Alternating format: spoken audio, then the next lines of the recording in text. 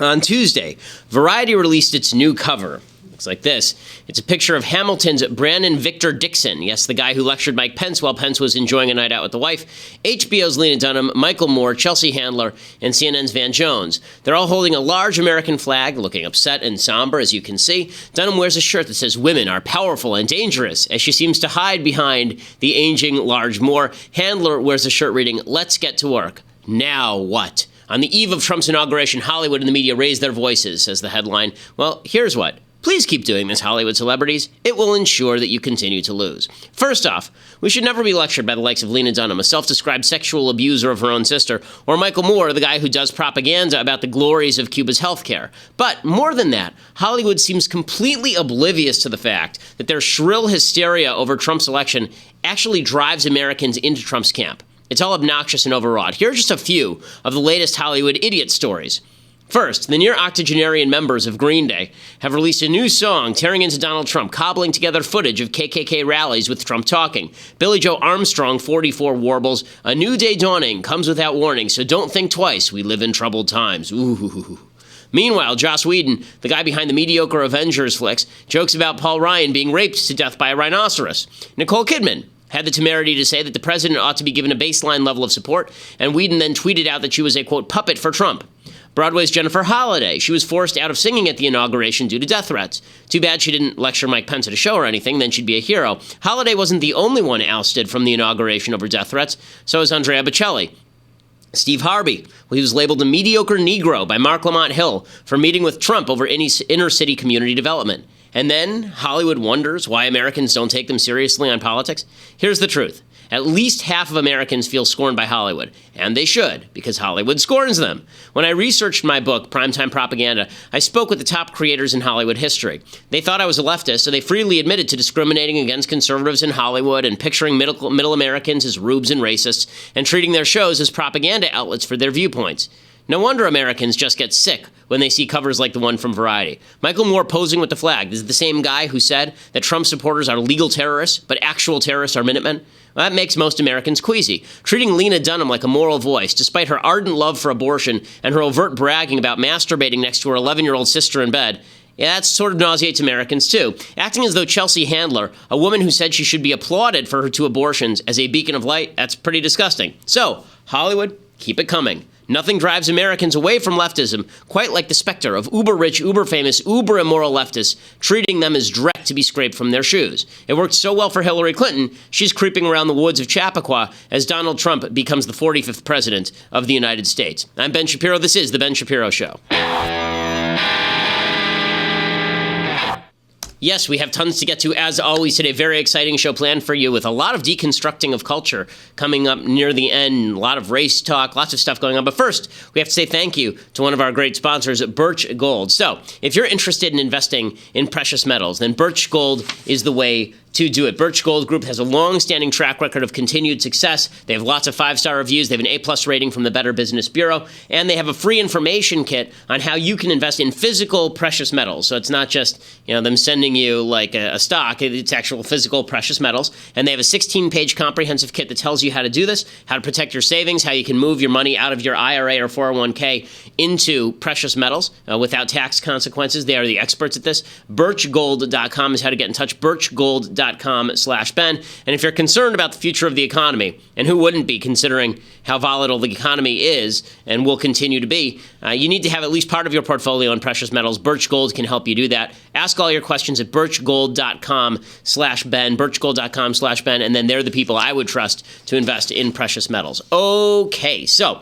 lots going on. We begin today with the continued racial fallout over Donald Trump's inauguration. So the left has to turn everything into a racial issue. It's just imperative for them to do so.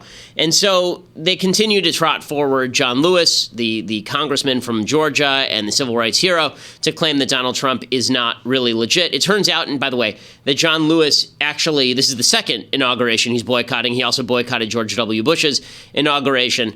Is it possible that John Lewis is doing this not because he thinks that Trump is illegitimate, but because he's a leftist and Trump is apparently not? Yeah, that's probable. Here's John Lewis explaining not why he's boycotting Trump, but why he loves Obama. No one since Martin Luther King Jr. had inspired me the way that Barack Obama inspired me. Okay, so if you think that, then is it any wonder that you want to dump Trump on the side of the road? Is that any shock? And you can see that there is a racial component to a lot of the people who hate Trump. And it's not just because Trump is white or anything, but what the attempt by the left is to polarize Americans along racial lines. Like Hillary was white too. Presumably they wouldn't have boycotted her inauguration. But there is an attempt to boycott Trump because they're trying to draw racial lines. They're trying to say, a lot of members of the left black community, they're trying to say that the only legitimate black people are the people who will stand up against Trump and who will not offer him any sort of support or even the possibility of support in the future. Maxine Waters, who is a nutcase congresswoman from out here in California, she's the one who dubbed the LA riots the LA uprising. She's wildly incompetent. She is extraordinarily radical on racial matters. She says that Trump should be impeached preemptively. Well, here's what I'm trying to get to. If we discover that Donald Trump or his advocates played a role in helping to devise strategy, if they're the ones who came up with crooked Hillary, if they're the ones who came up with she's ill, something's wrong with her energy, and the way that he basically, described her in the campaign, I think that is something that would put the question squarely on the table whether or not he should be impeached. Okay, so she's talking about impeachment, and she's not the only one. A lot of Democrats very upset. A lot of them are getting ready for trouble. Al Sharpton, who is one of the world's great race baiters, a man who was involved in the incitement of riots against Orthodox Jews in Crown Heights in 1991, was involved in incitement of riots against something called Freddie's Fashion Mart that ended with the death of several people in an arson. Al Sharpton is still seen by the left as some sort of racial conciliator, even though he has spent his entire career smearing people falsely with race charges. And now Sharpton is using his platform, whatever is left of it, to rip on Trump and suggest that he is not a legitimate president either. I think that there's no question that the process that elected him was not legitimate. When you look at the now evidence from the intelligence agencies that there was the influence from the Russians and involved in the public discourse at the time of the election, when you look at those that were expunged from being able to vote, clearly the process has serious questions about it. Okay, so you got Al Sharpton doing this routine. Now, there are some black folks who have met with Trump and have come away saying some relatively nice things about Trump. So Steve Harvey met with Trump. Trump is doing a smart thing. He's inviting a lot of high-profile black folks to Trump Tower to try and reach out and make overtures and suggest that he's going to make life better for black Americans, not just white Americans who voted for him in the last election cycle. And Jim Brown, of course, came out after meeting with Donald Trump, and he said, listen, Trump won fair and square, and I'm going to support him as president of the United States so long as I can. Here's Jim Brown, who met with Trump. Well, I'll tell you, when you win against all odds and you defeat those who were against you, and I was for Hillary, so I'm one of those who Mr. Trump defeated, but he is the president-elect of the United States. I'm a citizen. I'm not asking him to do everything. I'm going to pitch in and do some of the things that I can do with the like-minded people that I represent. And he's in, so there's his perspective. Stephen A. Smith has said something similar, says just because you're giving Donald Trump a chance doesn't mean that you're doing anything racially wrong. When noted comedian and host of the hit show Family Feud, Steve Harvey, exited from a meeting with President-elect Donald Trump last week, calling him, quote, a great man, end quote. To say there was a backlash would be a gross understatement. The word coon and sellout was immediately thrown out. His friend and contemporary D.L. Hughley wasn't happy either, aiming his vitriol at Trump instead of Steve Harvey. And of course, it provided the perfect excuse for naysayers to accuse sports greats like Jim Brown and Ray Lewis of being used as photo ops weeks ago. But on a day like today, when we celebrate the birthday of Dr. Martin Luther King Jr., along with his undeniable historical impact, perhaps it's time for all of us to see the big picture, to essentially pay more attention to the issues permeating our society, what it'll take to resolve them, and connecting ourselves to who we ultimately can hold accountable, rather than focusing on disdain for that very individual in a position to make a difference, knowing that's not about to get us anywhere. So there are a lot of people who hate Stephen A. Smith. Stephen A. Smith actually will speak truth on racial matters far more often than a lot of his compatriots on ESPN. So there's a small cadre of high-profile black figures who have met with Trump, and this is driving the left batty, just as driving them up a wall. Mark Lamont Hill, he's a frequent guest on Fox News, on CNN all the time, and he's also a professor at Morehouse College, and he was in a debate about Steve Harvey visiting Trump Tower with a member of the sort of Trump team. The person he's talking to here is a fellow named Bruce Lavelle, I guess, and he's the National Diversity Coalition for Trump director.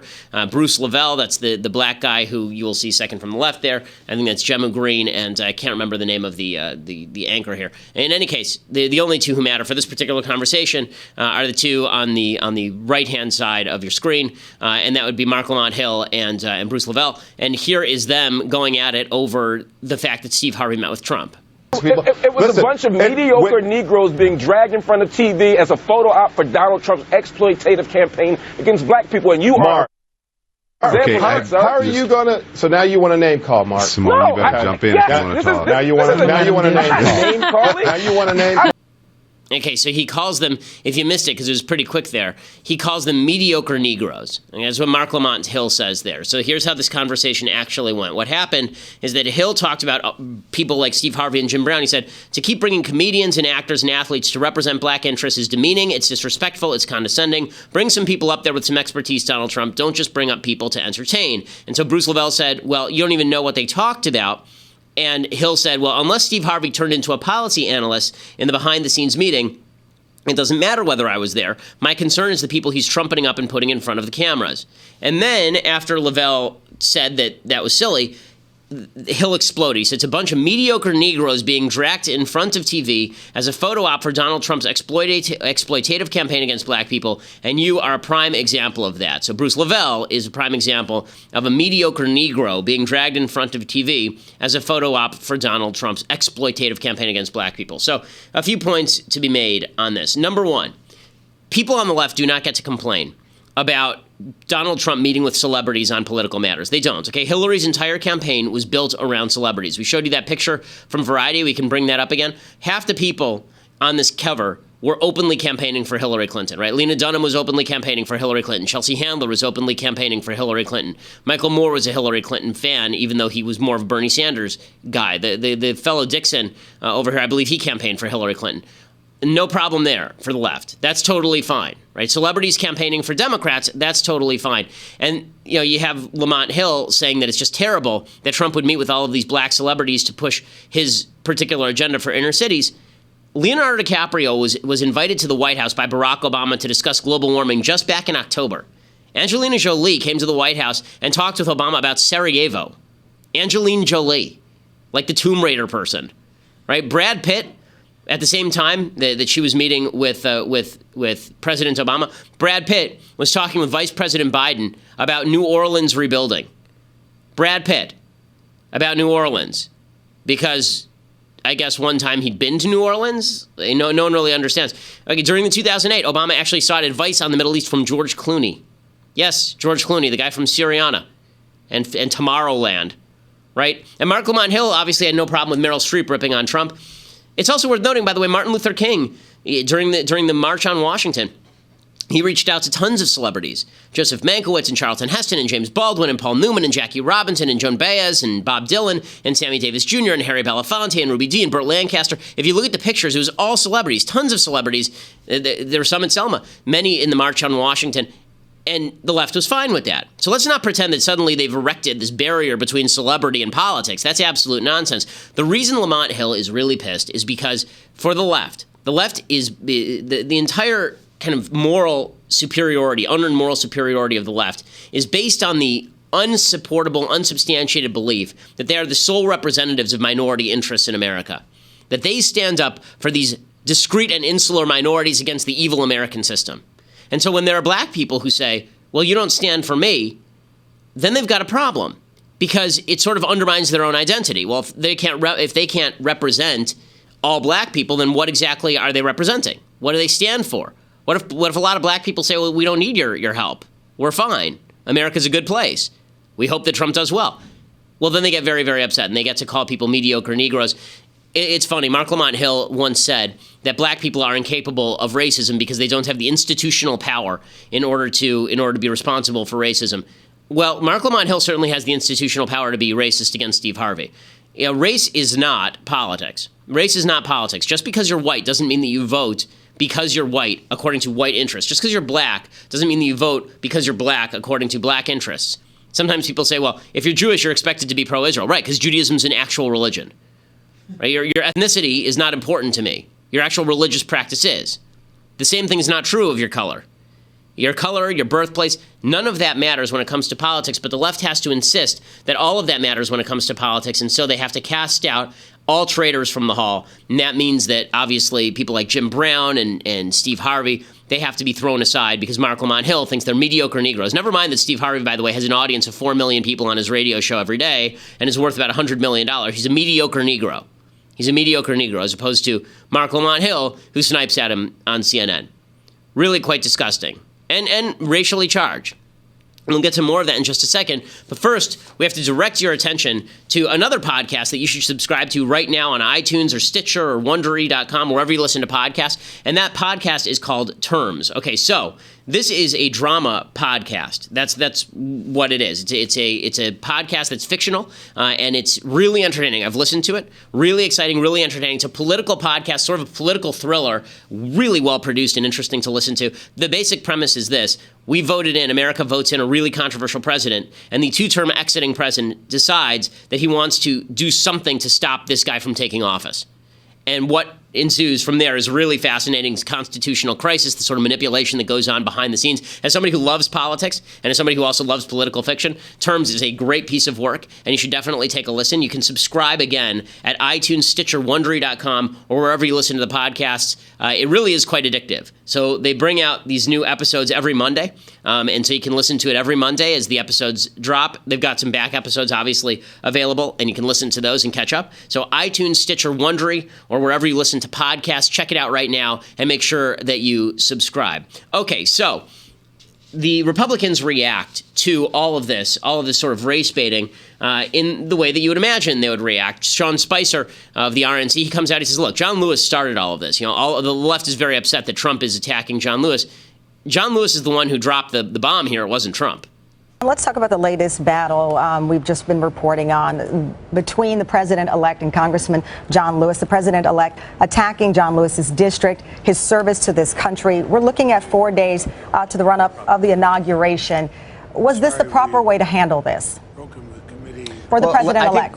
Tamron, I want to just take it back a step, Tamron, because I think, you know, Congressman Lewis started this with your own Chuck Todd by saying that the election was illegitimate and that President-elect Trump was an illegitimate president. So let's see where it started, which is you have this icon of voting and civil rights, claiming that an election was illegitimate when there is zero evidence of that. Everybody has confirmed that the election was duly held. There was no tampering with anything. And to see somebody of John Lewis's stature and iconic nature who has worked so hard to enfranchise people and talk about getting people involved in our voting systems and talking about the integrity of our voting system, to then go out when the candidate of his choice doesn't win and try to talk about the delegitimization of the election is frankly disappointing.